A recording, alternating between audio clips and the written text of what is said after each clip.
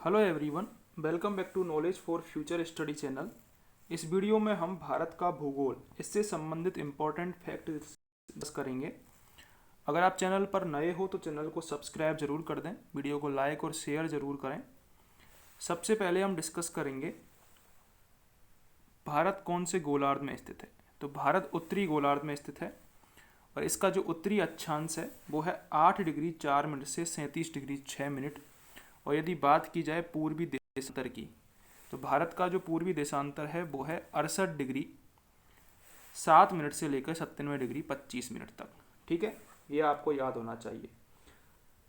भारत का क्षेत्रफल अगर पूछा जाए आपसे कि भारत का क्षेत्रफल कितना है, तो आप सभी को पता होगा 32,87,263 वर्ग किलोमीटर।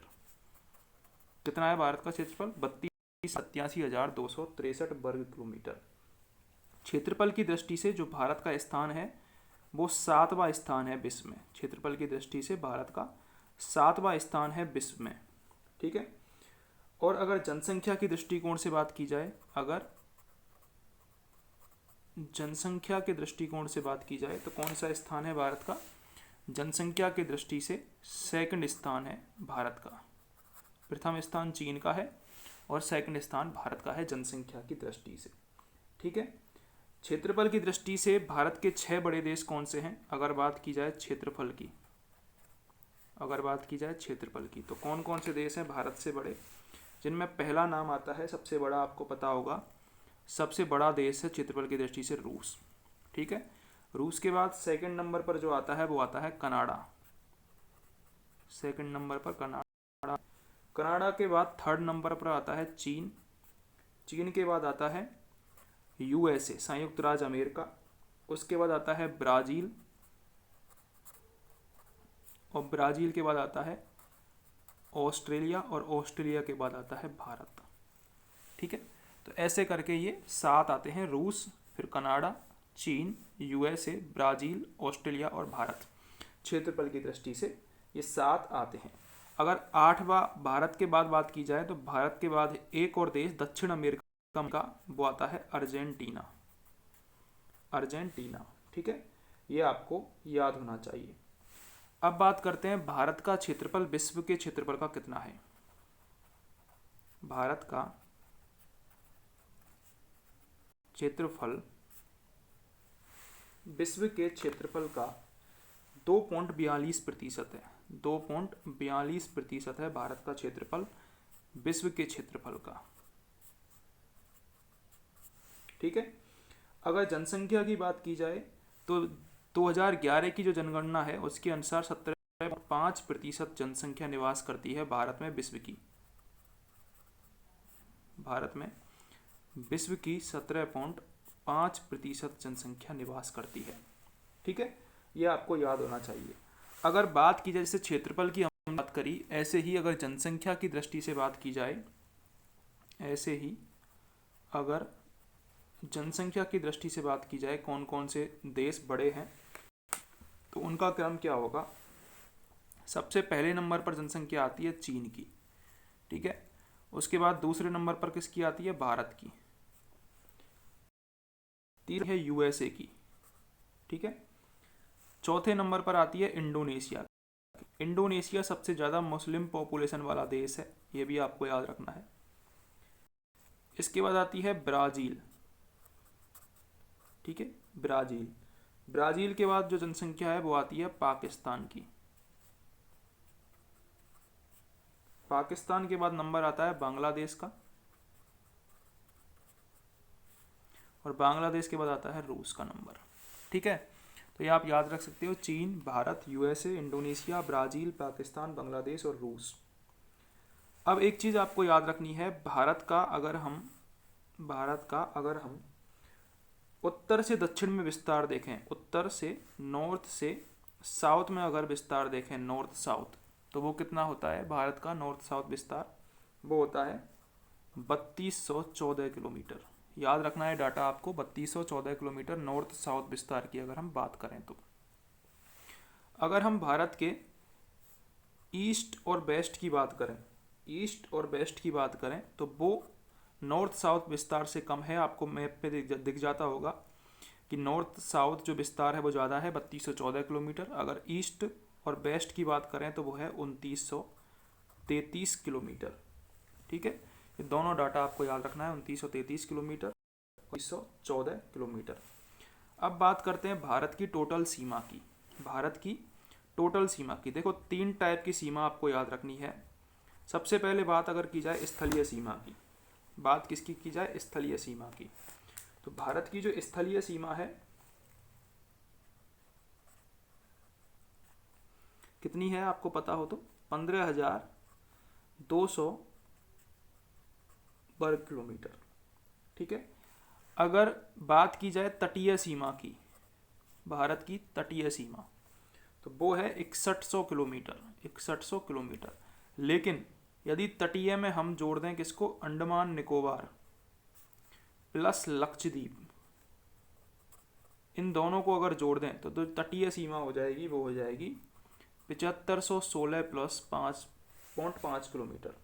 ठीक है, अगर पूछे मुख्य भूमि की तटीय तो 6100 किलोमीटर होगी। अगर पूछे मुख्य भूमि की तटीय कितनी लंबाई है तो 6100 किलोमीटर। और अगर टोटल पूछे तो 7516.5 किलोमीटर। ये आपको डाटा याद रखना है। ठीक है, अब हम आगे बढ़ते हैं। ठीक है, आगे आपको याद रखना है कि भारत की जो जलीय सीमा है, भारत की जलीय सीमा, भारत की जलीय सीमा टोटल 7 देशों से मिलती है, 7 देश से लगती है। कौन कौन से हैं ये टोटल 7 देश भारत की जिनसे जलीय सीमा लगती है, जिसमें पहला नंबर आता है आपका पाकिस्तान का, आप सभी को पता होगा। अरब सागर में पाकिस्तान और भारत की सीमाएं मिलती हैं। दूसरे नंबर पर आता है मालदीव, मालदीव और हमारा लक्षद्वीप, ये दोनों मिलते हैं। ठीक है, तीसरे नंबर पर आता है श्रीलंका, आप सभी को पता होगा भारत और श्रीलंका पाक जलडमरू मध्य के द्वारा जुड़े हुए हैं, मन्नार की खाड़ी जुड़ी हुई है। चौथे नंबर पर आता है बांग्लादेश, बांग्लादेश। ठीक है, बांग्लादेश से स्थलीय भी लग रही है सीमा और जलीय भी लग रही है। पांचवें नंबर पर आता है म्यांमार, म्यांमार से भी जलीय सीमा लगती है भारत की।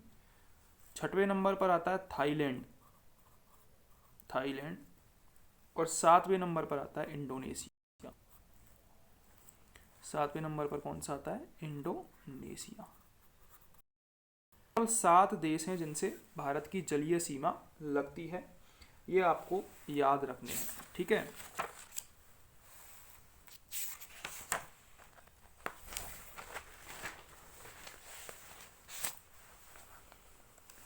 ठीक, अगर बात की जाए कि भारत की जल एवं स्थल सीमा दोनों से कौन लगती है, भारत की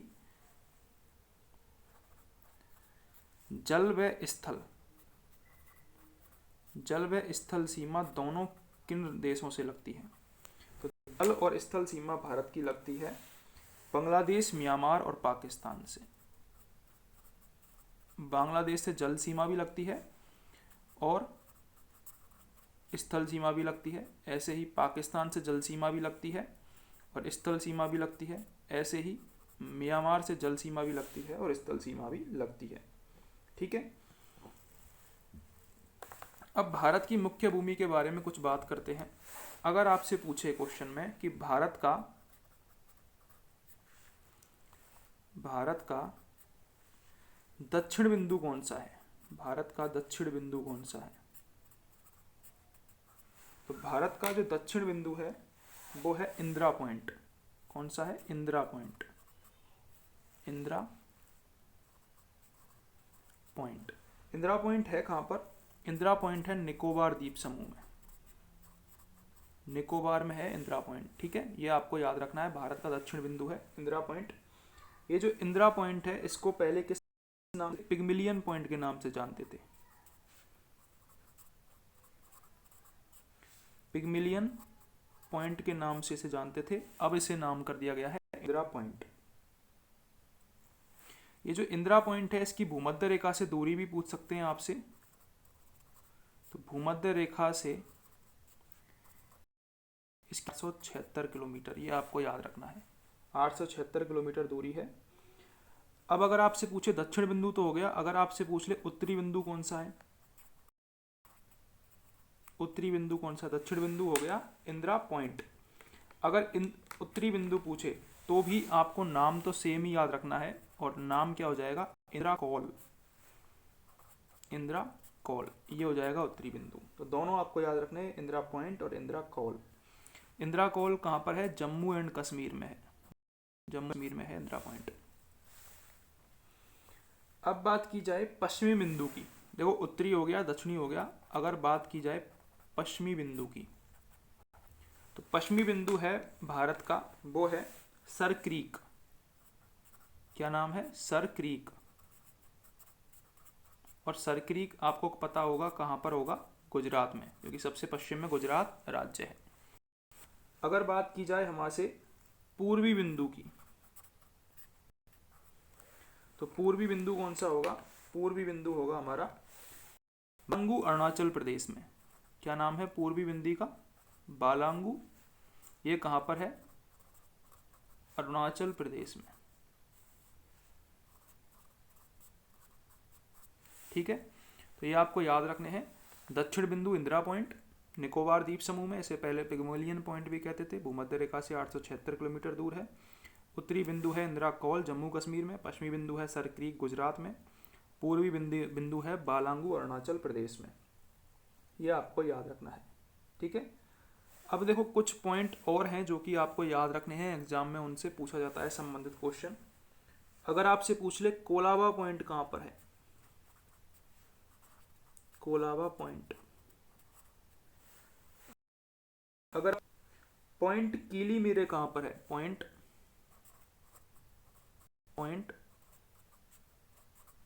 काली मेरे, ये कहाँ पर है अगर आपसे पूछ ले।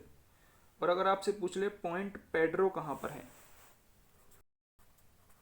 पॉइंट पेड्रो कहाँ पर है, तो इन तीनों के आंसर आपको पते होने चाहिए। ठीक है, अगर आपसे क्या पूछा है, कोलाबा पॉइंट कहाँ पर है, तो कोलाबा पॉइंट है मुंबई में। कोलाबा पॉइंट कहाँ पर है, पूछा है पॉइंट काली मीरे कहाँ पर है,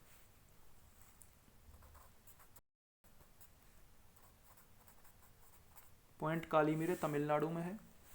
पॉइंट पेड्रो कहाँ पर है, तो पॉइंट पेड्रो है जाफना नामक जगह पर। जाफना तमिल है और ये श्रीलंका के उत्तर पूर्व में है, श्रीलंका के उत्तर पूर्व में। ठीक है, तो ये तीनों पॉइंट भी आपको याद रखना है, कोलाबा पॉइंट मुंबई में, पॉइंट काली मेरे तमिलनाडु में, पॉइंट पेड्रो जाफना श्रीलंका के उत्तर पूर्व में है। ठीक है, ये आपको याद रखनी है। अब आपको याद रखनी है कुछ रेखाएं जो मैं आपको बताऊंगा। सबसे पहले हम बात करेंगे, पहली रेखा जो कि पूछी जाती है वो है मैकमोहन रेखा। मैकमोहन रेखा, अब मैकमोहन रेखा जो है ये किन दो देशों के बीच में है, तो ये भारत प्लस चीन, भारत और चीन के मध्य में है मैकमोहन रेखा। यह जो रेखा है 1914 में शिमला में निर्धारित की गई थी। कहाँ पर निर्धारित की गई थी, 1914 में शिमला में निर्धारित की गई थी, यह आपको याद रखना है। अब दूसरे नंबर पर आती है डूरंड रेखा। कौन सी आती है, डूरंड रेखा। ये जो डूरंड रेखा है ये किन दो देशों के बीच में है, यह है भारत और अफगानिस्तान के बीच में। देखो क्वेश्चन ऐसे भी आ सकता है कि भारत और अफगानिस्तान के बीच में कौन सी रेखा है, तो कौन सी रेखा है भारत और अफगानिस्तान के बीच में, डूरंड रेखा है। ये कब निर्धारित की गई थी, 1896 में, 1896 में निर्धारित की गई थी। वर्तमान में जो डूरंड रेखा है ये भारत और अफगानिस्तान और पाकिस्तान के मध्य में भी है। तीसरी जो रेखा है वो आ जाती है हमारी कौन सी, रेड क्लिफ रेखा।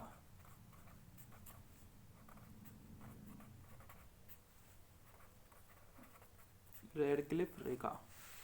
अब बात जब रेड क्लिफ रेखा की आती है तो आपको याद होना चाहिए ये है भारत और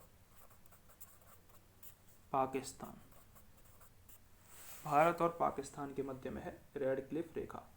ये कब निर्धारित हुई थी, ये निर्धारित हुई थी 15 अगस्त 1947 को सर सीजे रेडक्लिफ के द्वारा ये निर्धारित की गई थी।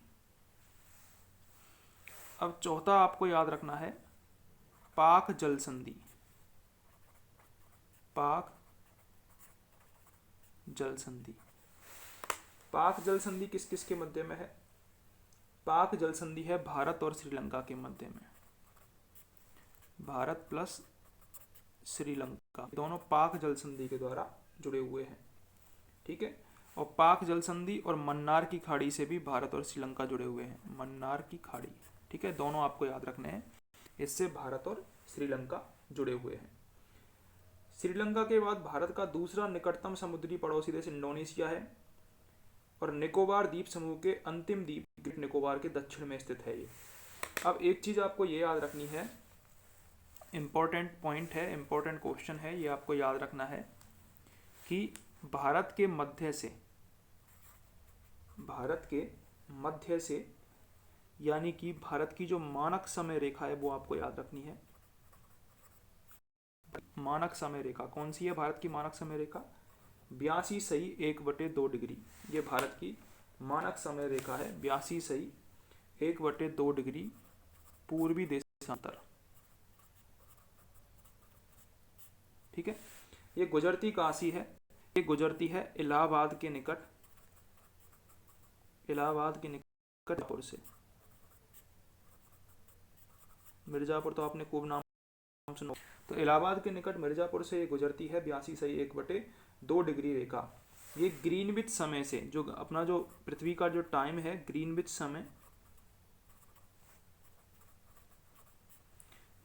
समय से 5.5 घंटा, ये 5.5 घंटा आगे है, ठीक है। किन किन राज्यों से गुजरती है? तो टोटल 5 राज्यों से ये गुजरती है। 5 राज्य कौन कौन से हैं? सबसे पहला आता है यूपी, उसके बाद आता है एमपी, उसके बाद आता है छत्तीसगढ़, छत्तीसगढ़ के बाद ये गुजरती है ओडिशा से, और ओडिशा के बाद गुजरती है ये आंध्र प्रदेश से। तो ये 5 राज्य आपको याद रखने हैं, मानक समय रेखा गुजरती है यूपी, एमपी, छत्तीसगढ़, ओडिशा, आंध्र प्रदेश, ठीक है। अब इसी के साथ ही आपको एक क्वेश्चन और याद रखना है। मानक समय रेखा की बात आती है तो ही बात आती है कर्क रेखा की।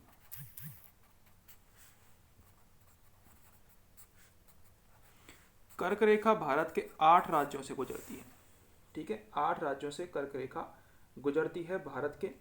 कौन कौन से हैं? सबसे पहले ये राजस्थान से चालू होती है। राजस्थान में आपको पता होगा बांसवाड़ा जिले से निकलती है, कुशलगढ़ तहसील के पास से। राजस्थान के बाद ये निकलती है गुजरात में, ठीक है, राजस्थान, गुजरात। फिर बात आती है मध्य प्रदेश की, एमपी। सीधा सीधा आप लाइन खींचते जाओ, राजस्थान, गुजरात, मध्य प्रदेश, मध्य प्रदेश के बाद छत्तीसगढ़, 4 राज्य हो गए। छत्तीसगढ़ के बाद झारखंड की, झारखंड के बाद पश्चिम बंगाल, पश्चिमी बंगाल के बाद आती है त्रिपुरा, और त्रिपुरा के बाद ये निकलती है मिजोरम से, ठीक है। तो ये आपको याद रखना है, राजस्थान, गुजरात, मध्य प्रदेश, छत्तीसगढ़, झारखंड, पश्चिमी बंगाल, त्रिपुरा और मिजोरम, यहाँ से गुजरती है।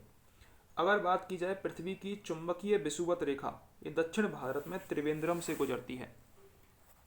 पृथ्वी की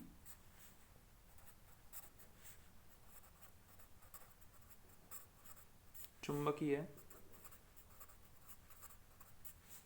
विषुवत रेखा ये कहाँ से गुजरती है? दक्षिण भारत में एक त्रिवेंद्रम जगह है,